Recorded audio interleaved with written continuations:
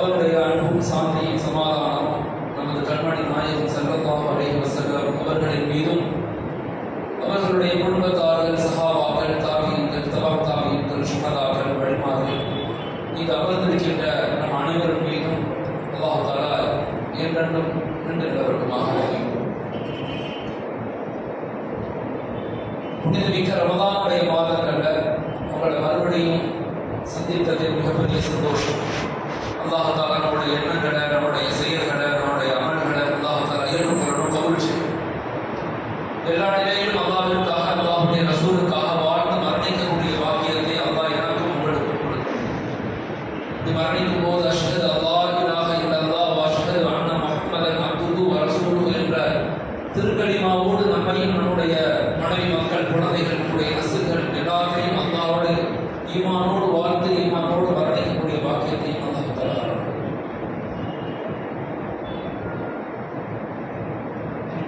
காலங்கள் அப்படிங்கிறது இன்னைக்கு மிக வேகமாக போகிறது.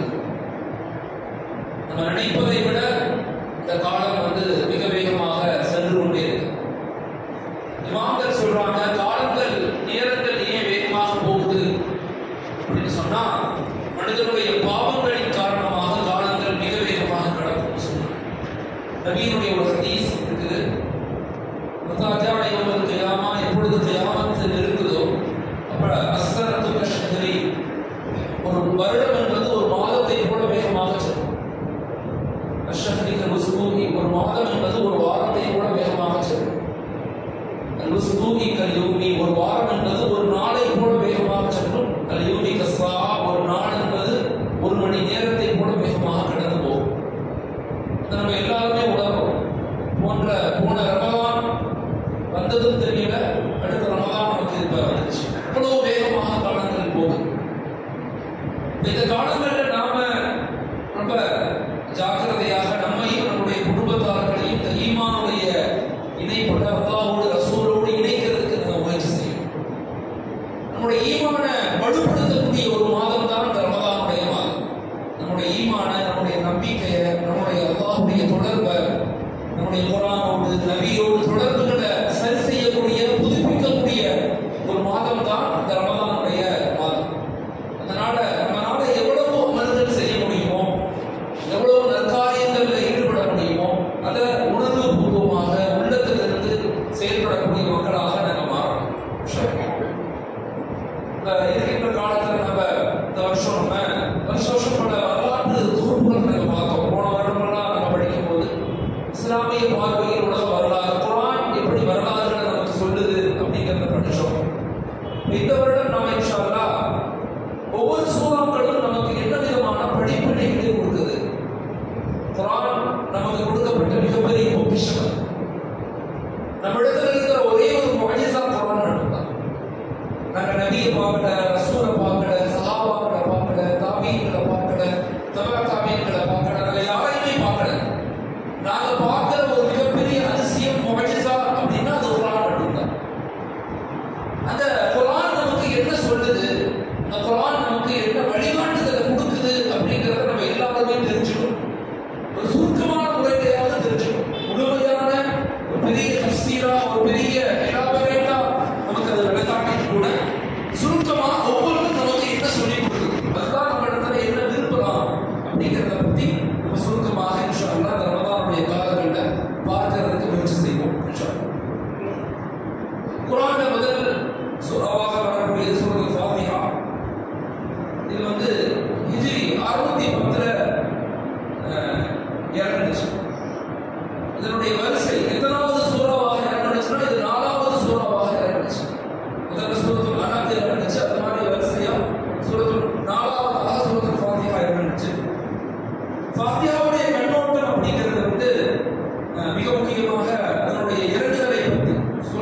ஃபாத்திஹாவை அல்லாஹ் தஆலா இறக்கும் போது என்ன ஹதீஸ்கள் நமக்கு தெரிவிக்குதுன்னா, ஹஜ்ரத் இப்னு அப்பாஸ் ரலியல்லாஹு அறிவிக்கிறாங்க, ஸல்லல்லாஹு அலைஹி வஸல்லம் அவர்கள் கிட்ட சொன்னாங்க, திடீர்னு வானத்திலிருந்து ஒரு மலக்கு இறங்கினாங்க. அந்த மலக்கு இதுக்கு முன்னாடி உலகத்துக்கு வந்ததே கிடையாது. சொர்க்கத்தினுடைய வாசல் ஒன்று திறந்துச்சு, அதற்கு முன்னாடி அந்த சொர்க்கத்தினுடைய வாசல் திறக்கப்பட்டதே கிடையாது. அங்கிருந்து ஒரு மலக்கு இறங்கினாங்க. அவங்க சலாம் சொல்லி ஒரு மிக முக்கிய சுப செய்தியை எனக்கு சொன்னாங்க. இந்த சுப செய்தி என்னன்னா, ஒரு சூரத்துல் ஃபாத்திஹா, இரண்டாவது சூரத்துல் பக்ராவுடைய கடைசி வசனங்கள் அப்படின்னு சொல்லப்படுது. ஸோ இப்படித்தான் சூரத்துல் ஃபாத்திஹா இறங்கப்பட்டுச்சு. சூரத்துல் ஃபாத்திஹா அப்படிங்கிறது ரெண்டு விஷயங்கள் அல்லாஹ் நமக்கு சொல்லி கொடுக்குறான். ஒன்று, அல்லாஹ்வுக்கும் அவருடைய படைப்புக்கும் உள்ள இணைப்பு. அவன் படைத்தவன், அவனுக்கும் படைப்புக்கும் உள்ள தொடர்பு என்ன அப்படிங்கிறத சொல்றான். இரண்டாவது, அல்லாஹ்வுக்கும் மனிதர்களுக்கும் உள்ள தொடர்பு. உலகத்துல அல்லாஹ் தஆலா படைப்புகளை நான்காக படைச்சிருக்கிறான். 4 வகையான படைப்புகள் உலகத்துல படைச்சிருக்கிறான். ஒண்ணு வந்து ஜமாதத் அப்படின்னு ஒரு படைப்பு இருக்கு. ஜமாதத்னா இந்த மலை, கல், மண் இதெல்லாம் உயிர் இருக்கும், ஆனா வெளியே தெரியாது. அது வளர்றதோ அது நகர்றதோ நமக்கு தெரியாது. அதுக்கு பேர் ஜமாதத்னு ஒரு படைப்பு. மழை இருக்குது, மண் இருக்குது, இது மாதிரிலாம் பேர் ஜமாதத் இருக்கு. ரெண்டாவது இருக்குது நபாதத்னு ஒரு படைப்பு. நபாதத்ங்கிறது தாவர வர்க்கங்கள், மரம், செடி, கொடி, இதெல்லாம் வந்து நபாதத்துடைய படைப்பு.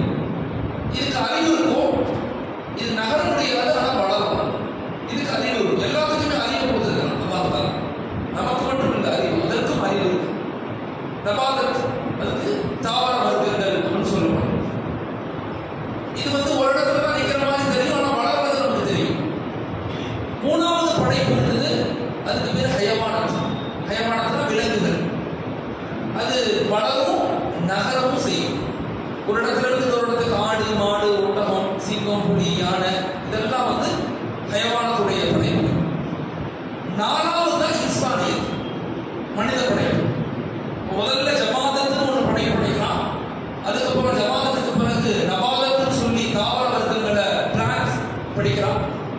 மூணாவதாக ஹயவானத் விலங்குகளை படைக்கலாம். நாலாவதாக இன்சானியத். இந்த இன்சானியத் அப்படிங்கிறது தான் இறுதி படைப்பு.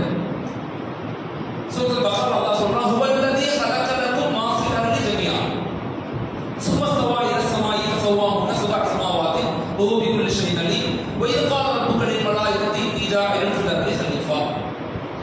அல்லாஹ் மனித படைப்புக்கு மட்டும்தான் கலீஃபான்னு சொல்றான். மீதி உள்ள 3 படைப்புகளுக்கும் கலீஃபான்னு சொல்லல. மனித படைப்பு மட்டும்தான் அல்லாஹ்வுடைய நேரடியான படைப்பு. மற்ற எல்லா படைப்புகளும் எப்படின்னா அது வந்து கனெக்டிவிட்டி தியரி. ஒன்னிலிருந்து இன்னொன்று படைச்சான். ஆனால் மனிதனை மட்டும்தான் அல்லாஹ் கிரியேட்டிவிட்டி தியரின்னு சொல்லுவாங்க. நேரடியாக அவன் மனிதனை தன் உருவத்தில் படைச்சான். புகாரில் வர ஹதீஸ். அதனால சூரத்துல் ஃபாத்திஹா நமக்கு 2 விஷயத்தை சொல்லிக் கொடுக்குது. ஒன்று, படைப்பு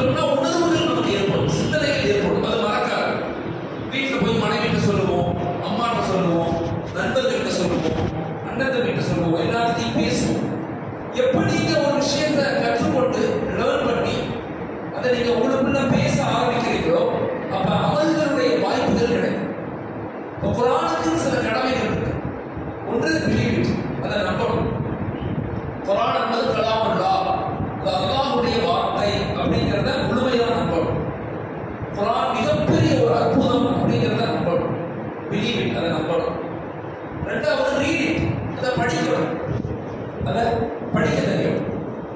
முன்னாடி சொல்லியிருக்கிறேன், வேதங்கள் மொத்தம் 4 வேதங்கள் இருக்கு. தௌராத், ஜபூர், இன்ஜீல், குர்ஆன். மொத்தம் 4 வேதங்கள் அல்லாஹ் கொடுத்திருக்கிறான்.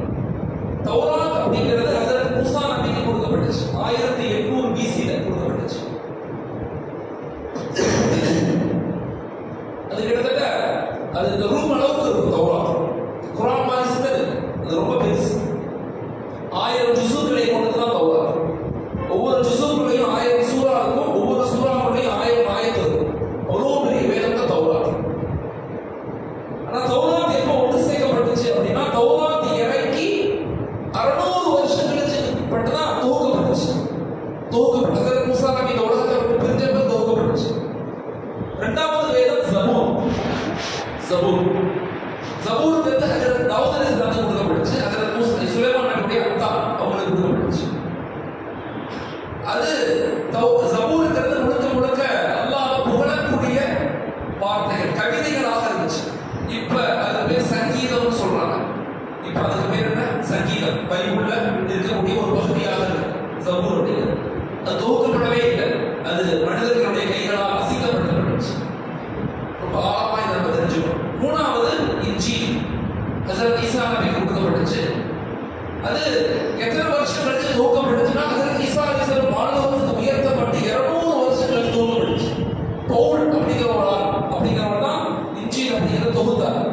அதில் நிறைய விஷயங்கள் மனிதர்களுடைய வார்த்தைகள்லாம் உள்ள வந்துச்சு. அல்லாஹ்வுடைய வார்த்தைகள் குறைஞ்சு மனிதர்களுடைய வார்த்தைகள் அதிகமாயிடுச்சு.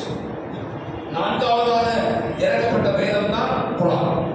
மேல் சொன்ன 3 வேதங்களையும் யாரும் மனப்பாடம் செய்தல். தௌராத்தையும் சரி, ஜபூரையும் சரி, இன்ஜீலையும் சரி, இந்த உலகத்தில் யாரும் முழுமையாக வேர்ட் பை வேர்ட், நொகதா பை நொகதா யாரும் மனப்பாடம் செஞ்சிருக்காங்க கிடையாது. எந்த புத்தகத்தையும் அப்படி பண்ணது. அல்லாஹ் தஆலாவுடைய மிகப்பெரிய விஷயம், நாம் தான் இதை இறக்குறோம், நாம் தான் இதை பாதுகாக்கிறோம் அப்படின்னு அல்லாஹ் சொன்னதுனால குர்ஆன் இறக்கப்பட்டு 2 வருஷத்துல தொகுக்கப்பட்டுச்சு. இந்த குர்ஆனை ஓதக்கூடிய மிகப்பெரிய பொறுப்பு நமக்கு இருக்கு. இந்த குர்ஆனை இங்க வந்திருக்கிறவங்க யாராவது குர்ஆனை படிக்க தெரியல, எனக்கு முறைப்படி குர்ஆனை ஓத தெரியலன்னா தயவு செய்து ஓத கற்றுக்கொள்ளுங்க. அது அதனுடைய அந்த ஓதாம நம்ம ஓதா போயிட்டோம்னா அதை விட கை செய்த உலகத்துல எதுவுமே. அதனால தயவு செய்து முறைப்படி ஓத பழகுங்க. இங்க நிறைய உலமாக்கள் உங்க ஊர்ல இருக்கிறாங்க, சிறந்த உலமாக்கள்லாம் இருக்கிறாங்க. அவங்களோட உட்கார்ந்து அவங்கள்ட்ட கற்றுக்கொள்ளுங்க. இந்த ரமதானுடைய மாதங்கள்ல டெய்லி ஒரு 1/2 மணி நேரம் 1 மணி நேரம் தனிமையில உட்கார்ந்து தஜ்வீதோடு முறைப்படி ஓத கற்றுக்கொள்ளணும். அது மிக முக்கியமான ஒரு பகுதி. குர்ஆனை ஓதுறதுக்குன்னு சில முறைகள் இமாம்கள் நமக்கு சொல்லிக் கொடுக்குறாங்க. குர்ஆன் ஓதுறதுக்குன்னு சில முறைகள் இருக்கு. குர்ஆனை ஓதுறதுக்கு 6 முறைகள் குர்ஆனை தெரிஞ்சுக்கணும்னு சொல்றாங்க. ஒன்று தர்த்தீலா ஓதணும். சுத்தமாக அது எங்க நிப்பாட்டணும், எங்க உச்சரிக்கணும், மஹ்ரஜ் எப்படி இருக்கணும், சிஃபாத் எப்படி இருக்கணும் அப்படிங்கிறத விளக்கி குர்ஆனை ஓதணும். குர்ஆன் ஓதுறதுக்கு சில முறைகள் இருக்கு. ஒன்று தர்த்தீல் அப்படின்னு சொல்றாங்க. 2வது தஜ்வீத் அப்படின்னு சொல்றாங்க. அந்த எழுத்துக்களுடைய தன்மைகளோடு ஓதணும். எந்தெந்த எழுத்துக்கள் எப்படி தன் தன்மைகளை வெளிப்படுத்துதோ அப்படி ஓதணும். ஏன் பல நேரங்கள் நம்ம துஆக்கள் ஏற்றுக்கொள்ளப்படுறதில்லை? நம்முடைய தொழுகைகள் சரியாக இருக்குதா? நமக்கு ஏன் ரூஹானியத் இல்லைன்னா, அந்தந்த சப்தங்கள்ல இருந்து வெளியாகக்கூடிய சப்தங்கள் கரெக்டா வெளியாகணும். ஆனா வெளியாகிறதில்லை. அல்ஹம்து சொல்றது அல்ஹம்து சொல்லிடுவோம். சில நேரங்கள் ஹாக்கு பதில் சொல்லிடுவோம். அலிஃபுக்கு பதில் ஐன் சொல்றோம், ஐனுக்கு பதில் அலிஃப் சொல்லிடுறோம். அதனால அதனுடைய ரூஹானியத் நமக்கு விளங்குறது. அதனால இமாம்கள் என்ன சொல்லி கொடுக்குறாங்க? 2வது தஜ்வீதோட ஓதணும். ஒன்று தர்த்தீலோட ஓதணும், 2வது தஜ்வீதோட ஓதணும். 3வது தபீன் சொன்னா ஒவ்வொரு எழுத்தும் வெளிப்படும் போது தெளிவாக வெளியாகும். அந்த எழுத்திலிருந்து நமக்கு என்ன புரியுதுன்னு புரிஞ்சுக்கணும். தபீன் இல்லாம கடற்கடை ஓதணும்னா அதனுடைய ரூஹானியத் வெளியாக. 3வது. 4வது தஃசீர் சொன்னா அதற்கு ஒரு பாணி இருக்கும். குர்ஆன் ஓதுறதுக்கு ஒவ்வொன்றுக்கும் ஒரு பாணி. அந்த பாணியை தெரிஞ்சு நம்ம ஓத பழகணும். தௌகீத், அல்லாஹ் நம்ம பார்க்கிறான், தக்வாவோட எல்லா நிலையிலும் அல்லாஹ் நம்மளை சிந்திக்கிறான், அல்லாஹ் தஆலா நம்மளை கவனிக்கிறான் அப்படிங்கிறத பயந்து ஓதணும். 6வது தஹ்சீன் தான்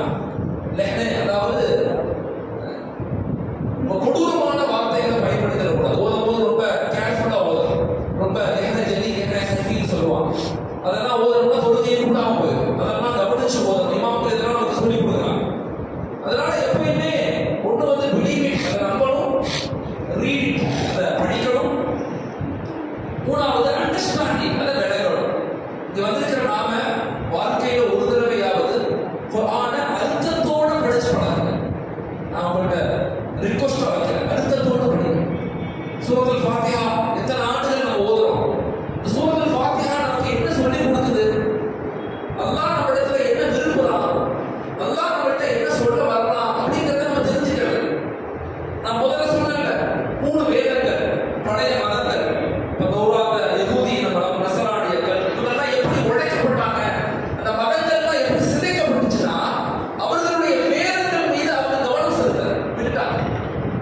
நான் வருத்தமா சொல்றேன், உலகத்துல மொத்தம் 190 கோடி முஸ்லிம்கள் வசிக்கிறாங்க. 190 கோடி முஸ்லிம்கள், ஈக்குவல் டு 6%. ஆனா குர்ஆனை முறைப்படி ஓத தெரிந்த மக்கள் வெறுமனே 3% கூட கிடையாது. வெறுமனே 3% கூட கிடையாது. அப்ப மற்ற மதங்கள், மற்ற வேதங்கள் அது இல்லாமல் ஆக்கப்பட்டது, அது உடைக்கப்பட்டதுக்கு காரணமே என்னன்னா அந்த வேதங்களை பத்தி யாருமே கேர் பண்ணாம விட்டது. குர்ஆன் அப்படி விடப்படக்கூடாது. இந்த ரமலானுடைய மாதம், இந்த மாதங்கள் குர்ஆனுடைய மாதம், இந்த மாதமே குர்ஆனுடைய மாதம். அதனால வாழ்க்கையில தயவு செய்து குர்ஆனை அண்டர்ஸ்டாண்ட், கொஞ்சம் விளக்கிறதுக்கு நம்ம எல்லாரும் முயற்சி செய்வோம். ஒரு நாளைக்கு ஒரு 2 ஆயத்து படிப்போமே, 2 ஆயத்து. இந்த ஆயத்துல குர்ஆன்ல அல்லாஹ் நமக்கு என்ன சொல்ல வர்றான் அர்த்தத்தை தெரிஞ்சுக்கோமே. இது தெரியும் போதுதான் நமக்கு ரூஹானிய ஈமானிய சிந்தனை வரும். மூணாவது, ஒன்று பிலீவ் இட், நம்பணும், ரீட் இட், படிக்கணும், அண்டர்ஸ்டாண்ட் இட், விளக்கணும். நாலாவது பாண்டர் இட், அதை ஆய்வு செய்யணும். அது என்ன நமக்கு சொல்ல வருதுன்னு ஆய்வு செய்யணும். அஞ்சாவது பிராக்டிஸ் இட், அதை வாழ்க்கையில் அமல் செய்யணும். ஆறாவது ஸ்ப்ரெட் இட், அதை மக்கள்கிட்ட கொண்டு போய் செய்யணும். இது குர்ஆனுக்கு நாம செய்ய வேண்டிய கடமை. அப்ப குர்ஆன் வந்து சூரத்துல் ஃபாத்திஹா ஃபர்ஸ்ட் 3 ஆயத்து நமக்கு என்ன சொல்லி கொடுக்குது அப்படின்னா 4 விதமான பெயர்களை சொல்லுது. அல்லாஹ்வுடைய பெயர் அல்ஹம்துலில்லாஹி ரப்பில் ஆலமீன், அர் ரஹ்மானிர் ரஹீம், மாலிகி யௌமித்தீன், இது மாதிரி வார்த்தைகளை சொல்லி கொடுக்குறாங்க. இந்த 4க்குமே 4 பண்புகளை இமாம்கள் நமக்கு சொல்லி கொடுக்குறாங்க. முதல் வார்த்தை ரப், முதல் பண்பு அல்லாஹ்வுடைய ரப். ரப்னா என்ன அர்த்தம்? அது அலிரலியல்லா சொல்றாங்க, சூரத்துல் ஃபாத்திஹாவுக்கு மட்டும் நான் விளக்க எழுதுறதா இருந்தா 7 ஒட்டகங்கள் சுமக்கும்னு சொல்றாங்க. சூரத்துல் ஃபாத்திஹாவுக்கு மட்டும் நான் தஃசீர் பண்றதாக இருந்தா, விளக்கம் சொல்றதாக இருந்தா 7 ஒட்டகங்கள் சுமக்கிற அளவுக்கு என்னால் விளக்கங்கள் சொல்ல முடியும். சொல்லணும். அல்லாஹ்வுடைய பண்புகளை அல்லாஹ் சொல்றான். முதல் 3 ஆயத்துங்கிறது அல்லாஹ் நம்மள்ட்ட பேசுறான். முதல் 3 ஆயத்து அல்லாஹ் நம்மள்ட்ட பேசுறான். மீதி உள்ள 4 ஆயத்து நாம அல்லாஹ்ட்ட பேசுறோம். இது ரெண்டும் தான் ஃபாத்திஹா. சூரத்துல் ஃபாத்திஹா என்னன்னா முதல்ல 3 ஆயத்து அல்லாஹ் நம்மள்ட்ட பேசுறான். அல்ஹம்துலில்லாஹி ரப்பில் ஆலமீன், அர் ரஹ்மானிர் ரஹீம், மாலிகி யௌமித்தீன், அல்லாஹ் பேசுறான்.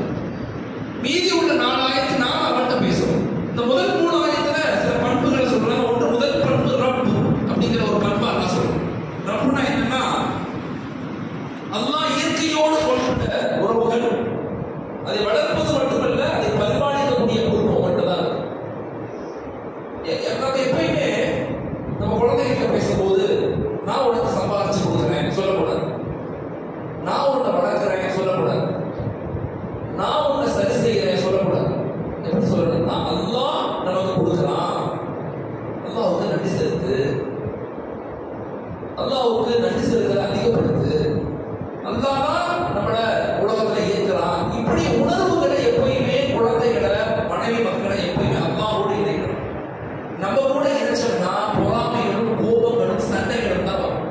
மனைவிட்ட நான் கஷ்டப்பட்டு சம்பாதிச்சு உனக்கு கொடுக்குறேன், நீ இதை கண்டுக்கவே மாட்டேங்கிற சொல்லக்கூடாது. சொல்றதுனால தான் பிரச்சனைகள் வரும். நம்ம 2 பேருக்கும் அல்லாஹ் கொடுக்குறான், அல்லாஹ்வுக்கு நான் நன்றி செலுத்த வேணாமா அப்படின்னு மனைவிட்ட பேசணும்னா மனைவி நம்ம மீது ஒரு கண்ணியம் நம்ம மீது ஏற்படும்.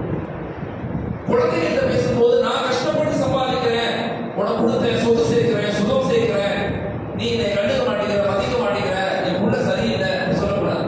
ரப்புல் ஆலமீன் அவன் தான் நம்மளை பராமரிக்கிறான், அவன் தான் நமக்கு கொடுக்குறான். அப்படி சொல்லி பாருங்க, நம்ம பிள்ளைங்க அல்லாஹ் நம்ம குழந்தைகளுடைய உள்ளத்துல, மனைவியுடைய உள்ளத்துல நம்ம மீது ஒரு கண்ணியத்தை கொடுப்போம். இதை நான் வாழ்க்கையில உணர்ந்து சொல்றேன். மனைவி மக்கள்கிட்ட அப்படிதான் பேசணும். நம்ம எப்படி பேசுறோம்? நான் சம்பாதிக்கிறேன், நான் கஷ்டப்படுறேன்,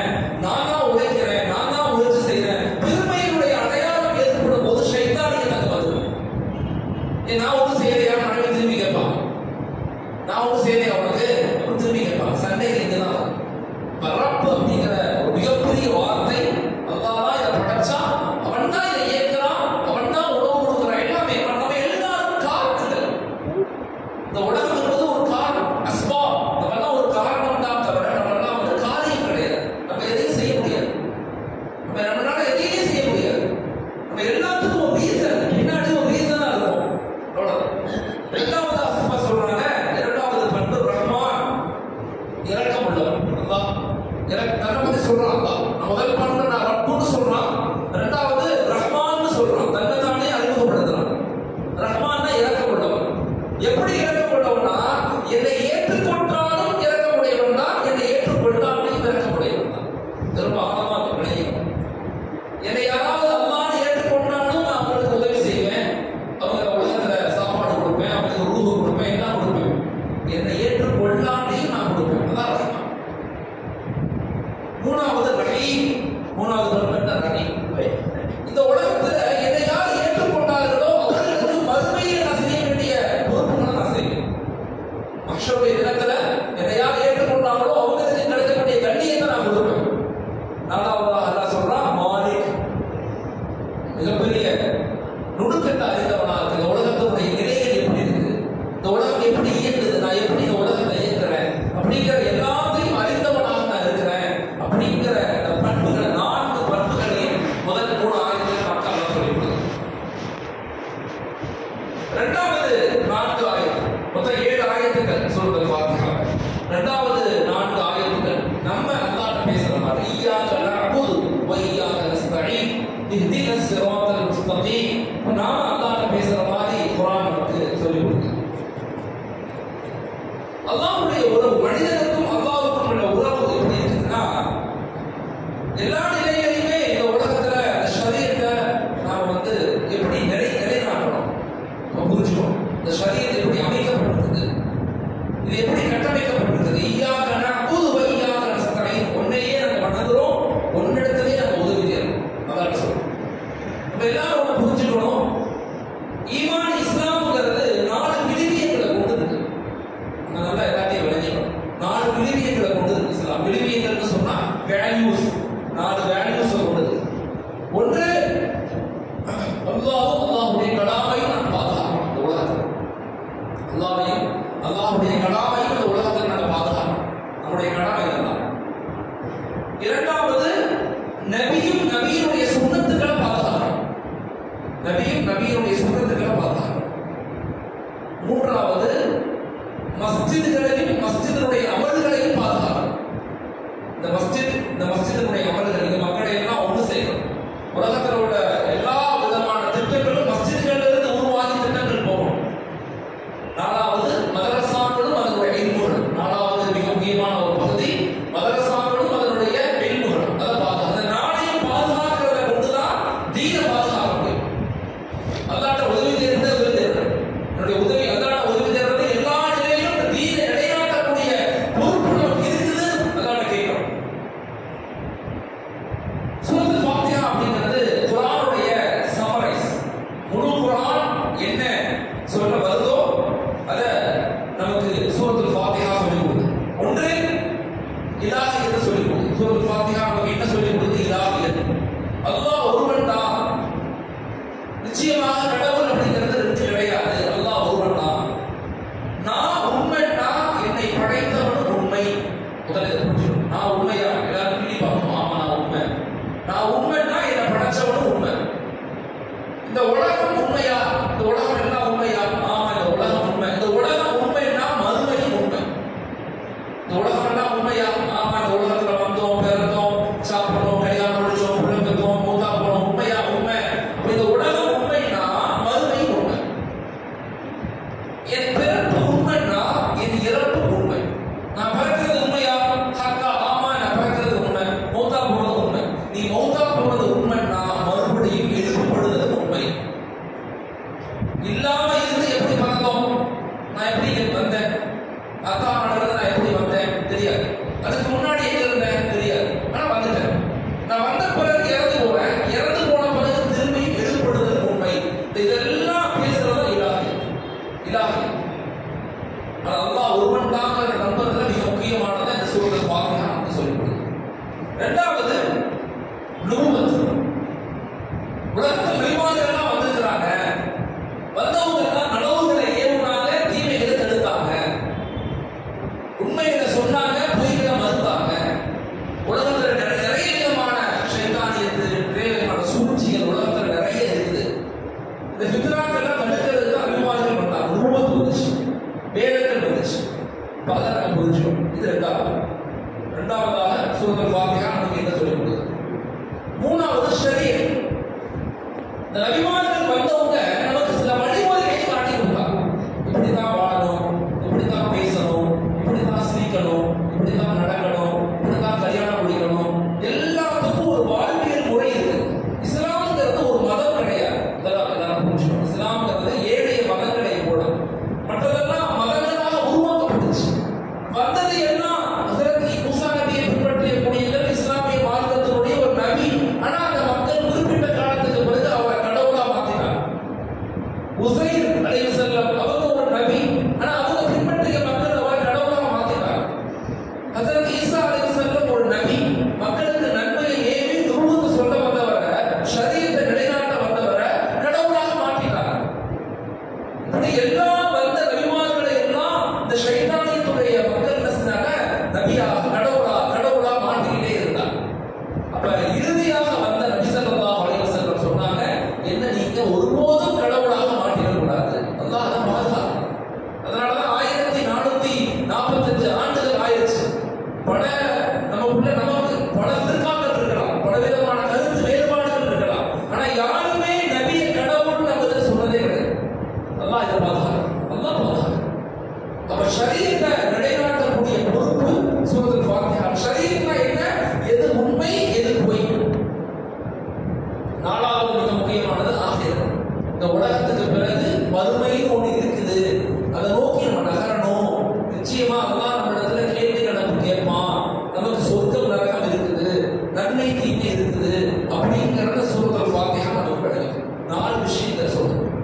இதெல்லாம் நம்ம மனசுக்குள்ள ரொம்ப ஆழமா பதிவு. சூரத்துல் ஃபாத்திஹா டெய்லி ஓதிட்டு தானே இருக்கிறோம். என்னைக்காவது இதெல்லாம் சொல்லுதான் இது அப்படின்னு விளக்கமா இல்லை. அப்ப ஒண்ணு இலாஹியம், என்னை படைத்தவன் ஒருவன் தான் அப்படிங்கிற சூரத்துல் ஃபாத்திஹா எனக்கு சொல்லிக் கொடுக்குது. இரண்டாவது நுபுவத், இந்த அல்லாஹ்வுடைய இலாஹியத்தை உலகத்துல நிலைநிறுத்துறதுக்காக, அல்லாஹ் ஒருவன் தான் அப்படிங்கிற சொல்றதுக்காக நபிமார்களையும் வேதங்களையும் அல்லாஹ் அனுப்பியிருக்கிறான். மூன்றாவது வந்த வேதங்களும் நபிமார்களும் நமக்கு ஒரு வாழ்வியல் முறையை கற்றுக் கொடுத்திருக்கிறாங்க. அந்த வாழ்வியல் முறையை ஒழுங்காக வாழ்ந்தா ஆகிரத்துல நமக்கு நன்மை தீமை இருக்கு, சொர்க்கம் நரகம் இருக்குது அப்படிங்கிற 4 அடிப்படைகளை கொண்ட ஒரு மிக முக்கியமான சூரா தான் சூரத்துல் ஃபாத்திஹா. இதை நம்ம படிக்கிறோம். இமாம்கள் சூரத்துல் ஃபாத்திஹா சொல்றாங்க, சூரத்துல் ஃபாத்திஹா என்பது ரகசியமான உரையாடும் ஒரு சூறான்னு சொல்றாங்க. நிறைய வயது முதிர்ந்த மக்கள் இருக்கிறீங்க. இமாம் இப்னு ஜௌசி ரஹ்மத்துல்லாஹி சொல்றாங்க, எப்போ ஒரு மனிதனுடைய காதுக்கு பக்கத்துல உள்ள முடி நரைச்சு போச்சோ, காதுக்கு பக்கத்துல உள்ள முடி எப்ப நரைச்சிருச்சோ, அவர் தன்னுடைய படுக்கைகளை சுருட்டி கொள்ளட்டும். இரவு நேரங்கள்ல சீக்கிரமாக எழுதுறீங்க. ஏன்னா நீங்க தளர்ந்துட்டீங்க. உலகத்துல வாழ்ந்து அனுபவிச்சு எல்லாத்தையும் வாழ்ந்து ஒரு கடைசி நிலைக்கு வந்துட்டோம். இந்த கடைசி நிலையிலையாவது அல்லாஹ்வை அடையறதுக்கு உண்டான முயற்சிகள் நம்ம செய்யணும். விட்டுறக்கூடாது. எந்த நிலையிலும் அல்லாஹ்வை நம்ம கைவிடக்கூடாது. அல்லாஹ் நம்மளை ஒருபோதும் கைவிட மாட்டான். அல்லாஹ்வுடைய ரஹ்மத்தின் மீது நம்ம நிராசை அடையவே கூடாது. எவ்வளவு பெரிய மோசமான சூழ்நிலை இருந்தாலும், எவ்வளவு இக்கட்டான சூழ்நிலை இருந்தாலும், எவ்வளவு கடன் கஷ்டம் குடும்பம் தொல்லை எவ்வளவு நிலை இருந்தாலும், அந்த நிலையிலையும் கூட யா அல்லாஹ் எனக்கு உதவி செய் அப்படிங்கிற உணர்வுகள் நமக்கு இருந்துச்சுன்னா இந்த எல்லா பிரச்சனைகளை விட்டு வெளியே போயிடும்.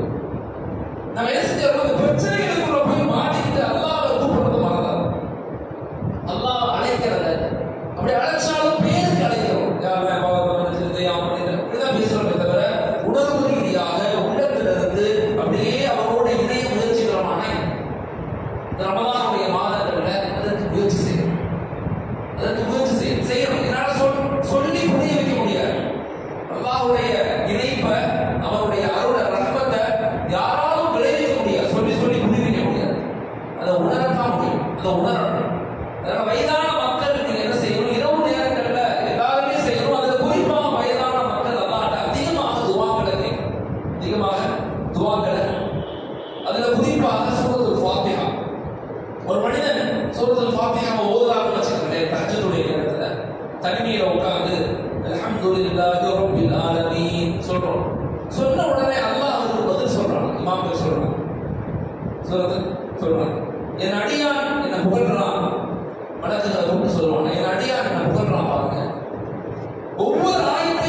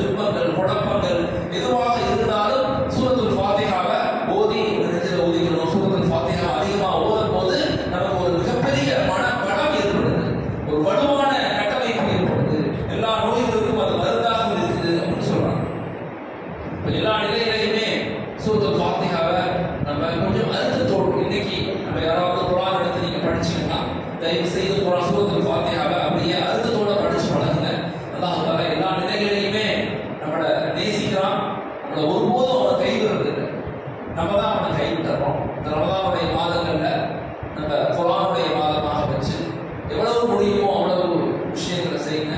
4 விஷயங்களை இந்த ரமதானுடைய மாதங்கள் அதிகமாக செய்யுங்க. ஒன்று, அமல்கள் செய்யும் போது கொஞ்சம் ரூஹானியத்தான் நம்ம செய்ய முயற்சி, அவர்களை கொஞ்சம் உள்ளத்திலிருந்து செய்ய முயற்சி செய்யும். ஸோ பேருக்கு குடிஞ்சு வந்து எதிர்க்கிறது, இல்லை கஷ்டப்பட்டு உட்கார்றது, இல்லை ரொம்ப பெரிய சடைவடைகிறது, அப்படி இல்லாம கொஞ்சம் அமல்கள் செஞ்சாலும் அதை உள்ளத்திலிருந்து செய்யறதுக்கு முயற்சி செய்யும். ஈமானிய ருசி நமக்கு விளக்கும். 2வது, அதிகமாக குர்ஆன் ஷரீஃப் ஓதுங்க. டெய்லி ஒரு ஜுஸ் 2 ஜுஸாவது ஓதுவதற்கு இன்ஷா அல்லாஹ் முயற்சி செய்யுங்க. தனிமையில உட்கார்ந்து அல்லாஹ்வோட முயற்சி செய்யுங்க. 3வது, அதிகமாக இந்த மாதங்கள்ல திக்ர்கள் செய்யுங்க. அல்லாஹ்வுடைய பெயரை அதிகமாக உச்சரிக்க. ரமதானுடைய மாதங்கள்ல ஷைத்தான் கட்டி போடப்பட்டிருக்கிறான். பட் ஆனால் நம்ம நஃப்ஸ் நம்மள சூழ்ச்சி செய்யலாம் செய்யும். நம்முடைய நஃப்ஸ் கெட்ட பழக்கங்கள்ல ஊறி போன நஃப்ஸ் அதிலிருந்து தக்கெல்லாம் வெளிவர முடியாது. அதிலிருந்து விடுபடணும், நிம்மதியான ஒரு லைஃப், நமக்கு இன்பம் புரியணும், இந்த ஈமானிய ரமதானுடைய மாதத்தை முழுமையாக அடையணும்னா அல்லாஹ்வுடைய பெயர் அதிகமாக சுப்ஹானல்லாஹ், அல்ஹம்துலில்லாஹ், அல்லாஹு அக்பர் இதை பொறுமையா சொல்லுங்க. அர்த்தத்தை விளங்கி சொல்லுங்க. அர்த்தத்தோட சொல்லுங்க. சுப்ஹானல்லாஹ், அல்லாஹ் மிக பரிசுத்தமானவன், எல்லாத்திற்கும் பரிசுத்தமானவன் அப்படிங்கிற உணர்வுகளோட சொல்றது. 4வது, அதிகமாக தௌபாக்கள் கேளுங்க, துஆக்கள் செய்யுங்க. நபி சொன்னாங்க, ரமதானுடைய மாதங்கள்ல ரமதானுடைய மாதம் யாருக்கு கிடைத்தும் அவர் தௌபா செய்யாத நபராக, பாவங்கள் மன்னிக்கப்படாத நபராக யார் ஆகிறாரோ அவரை விட கை சேதமான ஒரு மனிதர் உலகத்துல யாருமே. இந்த மாதம் மன்னிக்கக்கூடிய மாதம், இந்த மாதம் அருளுடைய மாதம், இந்த மாதம் அல்லாஹ் நமக்கு பொக்கிஷத்தை கொடுக்கக்கூடிய மாதம். இதெல்லாம் அல்லாஹ்ட்ட நம்ம கேட்கணும். பயப்படக்கூடாது. இந்த உலகத்தை பார்த்து பயப்படவும் கூடாது. இந்த உலகத்தினுடைய இன்பங்கள்ல மூழ்கவும் கூடாது. இந்த வார்த்தையை மனசில் வச்சுக்கணும். இந்த உலகத்தை பார்த்து பயப்படக்கூடாது. எனக்கு என்ன ஆகணும், சம்பாதிக்க முடியாதோ, அவங்க வீடு வாங்கிட்டாங்க, என்னால் வீடு வாங்க முடியல, அவங்க கார் வாங்கிட்டாங்க, என்னால் வாங்க முடியல, அவங்க அப்படி ஆகிட்டாங்க, இப்படி ஆகிட்டாங்க அப்படின்னு நம்ம நினைச்சு உள்ளத்துல அப்படியே உருகக்கூடாது. எங்களுக்கு எது கிடைக்குதோ அது சிறந்தது, அதான் கேட்போம். நிச்சயமா உங்க பிள்ளைகள் நல்லா படிக்க வைக்கும், உங்க வருங்கால சந்ததிகளை நல்லா உருவாக்குங்க. ஆரம்பத்திலிருந்தே திட்டமிட்டு குழந்தைகளை உருவாக்க முயற்சி செய்யும். நமக்கு கிடைக்காதது என் பிள்ளைக்கு கிடைக்கணும்னு சொல்லுங்க. அப்படி கேளுங்க. பெருசாகாதுங்க, வருத்தப்படாதுங்க, புறமை அடையக்கூடாது, மோசமான மனநிலை நமக்கு வரக்கூடாது. அதான் எங்களை கைவிட்டா நினைக்கவே கூடாது. இந்த உலகத்தை பார்த்து பயப்படவே கூடாது. 2வது, உலகத்தினுடைய இன்பம் கண்ட முழுகிடக்கூடாது. நிறைய வரமாக தெரியும், நிறைய காசு பணம், அந்த இது எல்லாம் பார்க்க இன்பத்தில் மூழ்கிடக்கூடாது. எல்லா நிலையிலும் சமநிலையா இருக்கும். எல்லா நிலையிலும் அல்லாஹ்வோடு தொடர்பு செஞ்சோம். அப்படிப்பட்ட ஒரு பயிற்சியுடைய மாதம் தான் ரமதானுடைய மாதம். ஆனா பயிற்சியை நம்ம சரியா எடுக்கிறோமா தான் எடுக்கிறது. பல மாதங்கள் கூட இதையும் கடந்து போயிடும். அப்படி நடந்துடக்கூடாது.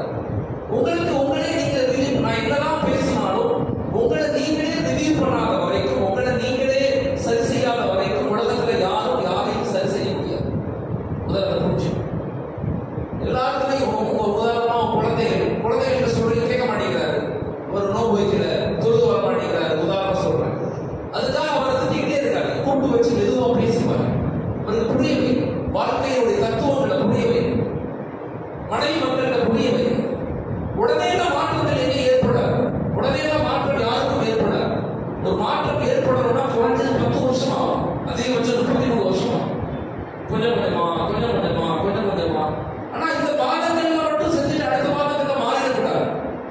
இந்த மாதங்கள்ல எப்படி நம்ம இதை போல இருக்கமோ அதே போல வருங்காலங்களே இருக்கணும். ஏன்னா காலங்கள் நம்ம நினைப்பதை விட வேகமாக போகும். பாவங்கள் உலகத்தில் அதிகரிச்சிருச்சு. உச்சகட்டமான பாவங்கள், அல்லாஹ்வுடைய கோபங்கள், அல்லாஹ் பாதுகாப்பு தேடணும். அவ்வளவு மோசமான நிலையை உலகத்தில் ஏற்பட்டு இதெல்லாம் நம்ம சரி செய்யணும். நம்மளை சரி செய்யணும். இந்த உலகத்துல மாற்றம் ஏற்படணும்னா முதல்ல நம்ம செய்ய வேண்டியது நம்ம மாற்றணும். நம்முடைய மனைவி மக்கள், நம்முடைய குழந்தைகள், உங்களையும் உங்களுடைய குடும்பத்தார்களையும் நரக நெருப்பை விட்டு பாதுகாக்கணும். இதெல்லாம் நீங்க உணர்வு ரீதியாக சொல்லணும். சும்மா கேட்டோம், பயான் கேட்டோம், நம்ம பேசணும், எந்திரிச்சு போனோம், வெளியே போனோடனே நான் மறந்துட்டோம் அப்படி இருக்கக்கூடாது. கொஞ்ச நேரம் மனைவிக்கு நேரம் கொடுங்க, குழந்தைகளுக்கு நேரம் கொடுங்க. ரமதானுடைய மாதங்கள்ல நிறைய வித்திரமான பேச்சுக்களை குறைச்சிட்டு ஆக்கப்பூர்வமான பேச்சுக்களை பேசுங்க. வீட்டுக்கு மனைவி கேட்குறேன், இன்னைக்கு எவ்வளவு நேரம் குர்ஆன் ஓதுறீங்கன்னு கேளுங்க, எனக்காக துவா செஞ்சீங்களான்னு கேளுங்க. குழந்தைகள் உங்களுக்கு இருந்தா அந்த குழந்தைகளை கூப்பிடுங்க, நான் உனக்கு இன்னைக்கு துவா செஞ்சேன், எனக்கு நீ துவா செஞ்சியான்னு கேளுங்க. எத்தனை பேர் நம்ம கேட்கிறோம்? இப்பதான் கேட்கறது.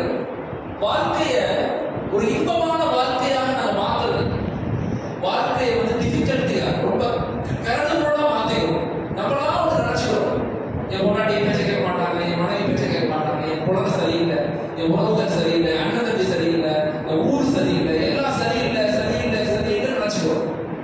எல்லாமே நல்லா தான் இருக்கு.